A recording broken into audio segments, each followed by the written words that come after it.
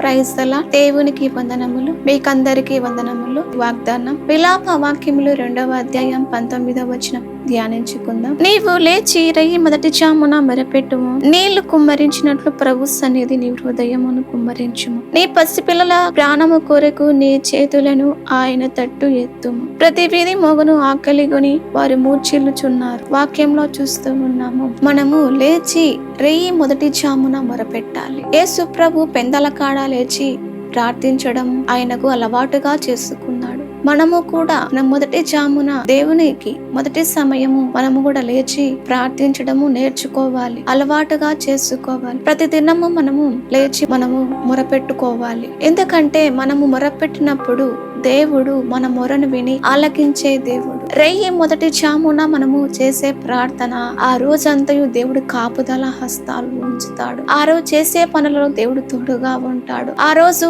ఆటంకముల నుండి అపాయాల నుండి మనల్ని దేవుడు తప్పించి కాపాడే దేవుడై ఉన్నాడు. కాబట్టి మొదటి సమయము మొదటిగా మనము దేవుణ్ణి ప్రేమించినాము కాబట్టి మొదటిగా దేవుని సమయాన్ని మనం మొదటిగా దేవునికి ఇచ్చినప్పుడు ఆ రోజంతయు దేవుడు కాపాడి మనల్ని దేవుడు ఆశీర్వదిస్తాడు, తోడుగా ఉంటాడు, భద్రత ఉంచుతాడు. అలాగే నీళ్లను కుమ్మరించినట్లు ప్రభు సన్నిధి మన హృదయాన్ని కుమ్మరించాలి. హన్నను చూస్తూ ఉన్నాము, సంతానము లేక ఆమె బాధపడుతున్నప్పుడు దేవుని సన్నిధికి వచ్చి హృదయాన్ని కుమ్మరించింది. కాబట్టి మనము కూడా ఏ సమస్యలైతే బాధపడుతూ ఉన్నామో, హన్నాకు సంతానము లేక హృదయం కుమ్మరించింది. మనమైతే ఏ సమస్య చేతే బాధపడుతున్నాము, ఏ నిందల చేతే బాధపడుతున్నాము, ఏ ఇబ్బందుల చేతే బాధపడుతున్నాము, మనము చెప్పుకోలేని సమస్యల చేత రోగాల చేత సతమతం అవుతున్నామా, మనము దేవుని సన్నిధికి వచ్చి మన హృదయాన్ని దేవుని సన్నిధి కుమ్మరించినప్పుడు దేవుడు మన ప్రార్థనని విని సహాయము చేస్తాడు. అలాగే మనం పసిపిల్లల కొరకు చేతులెత్తి మొరపెట్టాలని ఉంది. మనము చూస్తూ ఉన్నాం, ఈ లోకంలో ఎక్కడ చూసినా